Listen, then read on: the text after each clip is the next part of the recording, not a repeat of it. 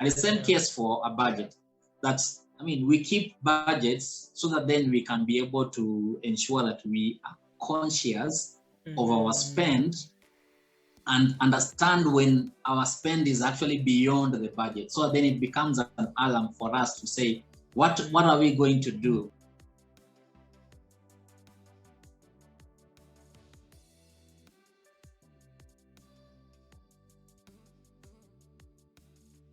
Welcome back to my channel.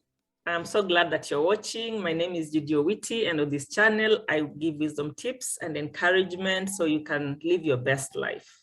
Now, one of the most requested topics by young people is the topic on finance. Young people want to know how to work finances, how to manage money.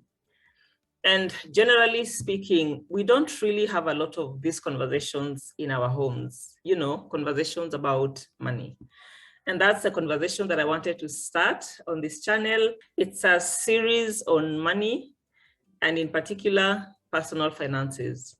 This conversation is geared towards young people. If you're a young person, if you're a teenager or in your 20s, this conversation is for you. I'm so excited about our guest today. He's going to help us navigate this conversation. His name is Gilbert Angana, commonly referred to as Coach Gilbert. Gilbert is a global multi-award-winning leadership coach, a scholar, and a practitioner. Welcome, Coach Gilbert. Thank you for being here. Thank you, Judy, and I'm glad to be here to just share what has worked and also what has not worked for me for somebody to learn out here. Tell me, why is it so important to learn about money at a young age?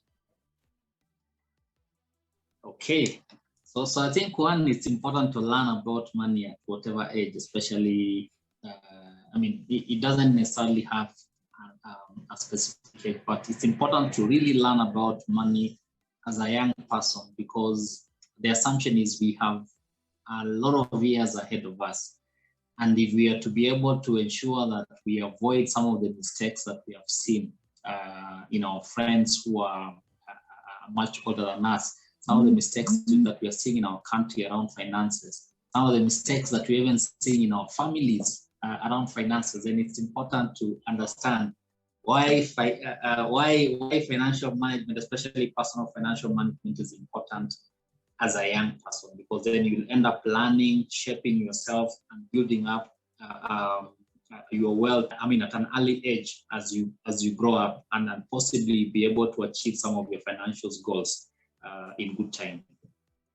And listening to you in our earlier conversation, Coach Gilbert, it's amazing to me how you learned about money at such a young age, which is definitely not a story for many of us. So briefly tell us about your story so that we can be able to pick out certain lessons to learn today. Okay.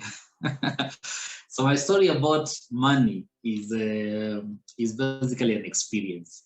As I was growing up, of course, then for many of us who are brought up not in very poshy places, but also not in very bad spaces, then there are things that we learn through about money through our parents. So for me, I think one of the greatest things about money, lessons about money, I actually learned from my late dad, especially on some of the issues that we had as a family in terms of finances, aspects like providing for some basic items as a family was a little bit of a challenge. Sometimes we could actually just skip a meal as a result of lack of finances, but not because like my dad didn't necessarily have money per se, but I think all this happened as a result of really poor financial management from his side. And for me, I think the lesson that I picked there was, how do I learn to ensure that I don't subject my family into that same kind of space. So I think that was a challenge to me in terms of then what do I need to start doing differently as I grew up to ensure that I don't subject my family into those spaces of financial constraint where I am unable to provide some basic needs for them. that challenged me in terms of, especially when I started now moving into high school, college, and so on, to start really a savings plan. At the back of my head, I knew that there is no way that you can be able to build wealth without savings. So as I was in high school, then together with a few friends of mine, then we were able to do some really work within the estate that we were living. These casual works, cutting fences and so on, and then that's how then we started our savings aspect. So we started now pulling money aside to buy for ourselves some clothes, some nice clothes during Christmas, some nice shoes, and so on. And when I moved now to campus, that entrepreneurial spirit came into me in a big way, in terms of now looking for opportunities to also try and generate some income even as you were in campus. And that whole foundation actually helped me when I started working now from a professional standpoint. Then I actually had that savings culture in me. And I can tell you that from the time that I started working to all my years, almost 16 plus years in corporate leadership, in different positions, in different companies, I have been saving strictly between 30 to 40% of my income throughout the 16 years. That is what actually helped me in terms of even just putting in some investments that I have actually done to today, putting in some basic savings plan. Yeah. That has helped me today in terms of really taking care of some of the things that are within my family without much issues. So today I can say that I am actually a product of pure savings and the lessons that I've learned throughout as a result of experience from my parents especially. And that really helped me in terms of inculcating that savings culture. From your story, I'm picking lessons on earning, lessons on saving, lessons on spending and investing. Those are the aspects of personal finance. I wanted us to start with income. At a very young age, you understood the dynamics of exchanging value for money, because that's where it starts. It starts with you having the ability to earn. Income is about money coming in, because from there, then you can be able to save, invest, do things that you want to do. From your story, I see that you did not choose. You know, you are cutting fences. So one of the things around the financial management is, I mean, it's about finances. So definitely the aspect of money comes in. So you can't start to save money that you don't have. So first of all, there is the aspect of where do you get this money that you're saying that you need to save? So you have to be able, you have to have, a creative mind in terms of saying that. I mean, for many young people today, there is this aspect of dependency, because all through maybe our school life, you find that we've been used to be given money by our parents and so on.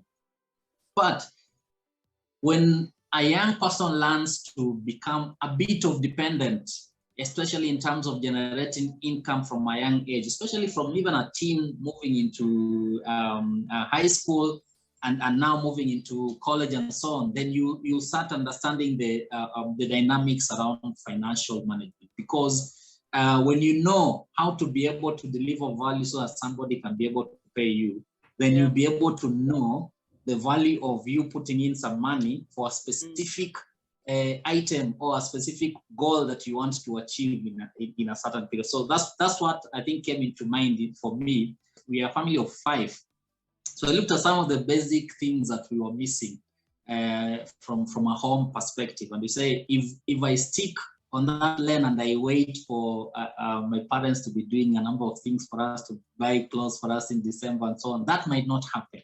So I said, what can I do to be able to also start generating some value for myself so that I don't have to actually depend on my parents, especially in high school, for shoes that I need to wear over the weekend, for some good shirts that I have seen somewhere and I need to buy it. So that's how then, together with a few friends of mine, then we just started thinking entrepreneurial, and we looked at the spaces around us. Within our estate, what could we do differently? One that will be able to try and keep us from activities, I mean, some activities like drugs and so on, but also to be able to generate some level of income for ourselves that will keep us engage in terms of doing what we want to do. And that's what then made us to start looking at maybe, these fences for some of the neighbors are growing high, and they get people from outside, yet us as young people were here. So we started doing that. Sometimes you find that there is lack of water in specific estates. So we came together as a group of young people and say, can we be able to, when in those instances, can we be able to go and bring water and then sell it to the neighbors and so on? We get some small income that will be able to help us do something that we want. So that's how we started. And for a very long time is the whole idea, the goal was for us to have money. So we used to do that. So then we save so that we have money for December especially. So where we can be able to entertain ourselves in December, buy something, because in December is when now many people come, we have a lot of children, everyone is being bought something nice. Yeah. So you find that if you're not careful, you'll be at a space where you are alone and you're depressed and you're saying, no, my parents didn't buy me this, yet you have an opportunity to do something that was productive. So that's actually what then enabled us. And I think I would want to challenge as many young people as possible that are out here, especially those who are in high school, to look broadly within their spaces. What can they be able to do to start generating income during their school holidays and so on, that will enable them now to start putting in some money to buy something for themselves. And that's the first focus. You are doing, you are adding value so that you can save for something. So as you grow, then you realize that saving for something then moves to a notch higher. And that's how you start now inculcating that savings culture. What I'm getting from that is an attitude change. It is the mindset that you have towards money, because that same mindset, you're able to carry it when you're in college, you carry it when you start working. So we move from finding ways to earn money. You finished college, you started working. And from there now we move to spending. I think this is where things go wrong. So we move to spending. It's rent, it's food, it's clothing, you know, all those expenses that you need. I would want us to discuss is how living within your means, not living beyond what you can afford, you know, wanting to keep up with people, with your peers. How do you navigate that as a young person? Yeah, so that discussion around living within your needs, I mean, it's a big discussion even to adults today. There's a lot of peer pressure in terms of living a certain lifestyle, especially when you have friends who possibly you feel that they are living in a certain lifestyle, so you would want to fit into that space. And this is where now the issues around financial distractions come. And it starts at that younger age, because when you do not inculcate that habit, as you said, that mindset of actually saying that this is what I have, and I need to be able to, and this is the goal that I want to achieve. So I need to be able to work within my goals and not necessarily compare myself extremely with others. I mean, it's good to compare if it's adding value, but if you're comparing extremely, especially on a financial status, to be at a space where you know, even from just your level of income, you are not fitting in that space and you're striving to be in that space, then it's actually the beginning of distraction. So I think for us to be adapt to inculcate that habit of living within our means, the first thing is usually just to set up a budget. And sometimes people look at it and say, I mean, what's the essence of a budget and so on? So people spend, I mean, you go by you just flow throughout the month the way you want to do. But the reality is, whether you tabulate it or not, there is some level of budgeting that happens. So it can either happen without you tabulating, and you find that at the end of the month, you have actually spent even more than you've earned when you start borrowing, or you can be keen in terms of just putting down the things that you need for the month, that especially the basic things that you need to sort out for the month for you. Rent, if you're starting off, issues around your shopping for your house, if you have a house, and some of the basic things, if you want to buy something for yourself and so on, putting it down and then just seeing that this is my income, this is now how I'm envisaging to spend this income, and this will be the portion that will be possibly for my savings. So that way, then you're conscious, you're coming into the month consciously that you know there is a specific price. So when you are almost hitting your budget, then you are keen in terms of understanding now what happens, because then you don't want to put yourself in unnecessary debt as a result of living out beyond your budget allocation. So the budget really helps you as a guide to keep you at check in terms of your income and what you spend, so that you spend within your means. But if you don't keep it, and that's why you find that people go through the month, and then it's in the middle of the month and you've started borrowing from the mobile loans and this and other stuff. And today there are many. So you borrow from here, you pay here. You borrow from here, you pay here. And that's the cycle of debt find itself into. And this is a result of usually not budgeting for your month. That's such a crucial point that I want us to just stay on a bit. A budget it's meant to help you plan in advance. Like at the end of the month, when the month is almost done, that's when you're like, okay, where did my money go? Let me write down where did I spend this money? By that time, it's too late. Yeah, so budget is really meant to help you plan your finances in advance. You know, for example, if you're planning for the month of June, this should have started already in May, before you get your salary, because by the time you get your salary, it's too late. You need to plan before you get the money, because something happens when you get money, you just get excited. So before you get the money, plan. You put down what you're spending. It's so important because that helps you. When you have already indicated what you're spending, it helps you be able to have some kind of discipline to know that somewhere when it's 10th and someone has come with a grand plan, you know, let's go to Naivasha this weekend, and you're calculating that's going to take maybe 10K, and you're looking at your budget and you're like, okay, that was not in my budget. You guys just go, I'll catch you later. You can have a budget and not follow it. So a budget also comes with discipline. So talk about that, discipline. So I equate a budget to an alarm. So you see, when you set an alarm every day in the morning and you say that, or whatever time that you say that this is the time that you want to wake up.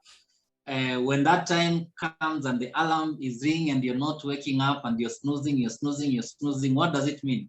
It means that whatever you wanted to do at a specific time, then it will delay as a result of you not waking up in that specific time, especially when the alarm is there to ring for you. And the same case for a budget. We keep budgets so that then we can be able to ensure that we are conscious of our spend and understand when our spend is actually beyond the budget. So then it becomes an alarm for us to say, what are we going to do? The things that, this month I look at my expenditure is actually shooting beyond my budget. What is it that I've overshoot on? So it gives you some indication in terms of how can you be able to realign to ensure that you live within the budget. However, as you say, you can choose to actually live out of your budget. And if you live out of your budget, what happens? Is the goals that you are supposed to achieve, the things that you're supposed to achieve, then it means they'll either be prolonged or they'll not be achieved. Yeah. So for example, if you decided that you're saving some specific amount every month, so you have a budget and you put even the amount for savings. So if you shoot your budget every month, then what means is that amount for savings is the one that is being cut off. So you are not saving. And when you're not saving, then you are not accumulating enough resources that will ensure that you move towards your targeted income level for either investment or something, a goal that you want to achieve from a financial perspective. And that's where the discipline comes on board in terms of how hard do you want to achieve your financial goals for the future. And if it's something that is serious, then a budget helps you in terms of building that journey towards achievement of that financial goal.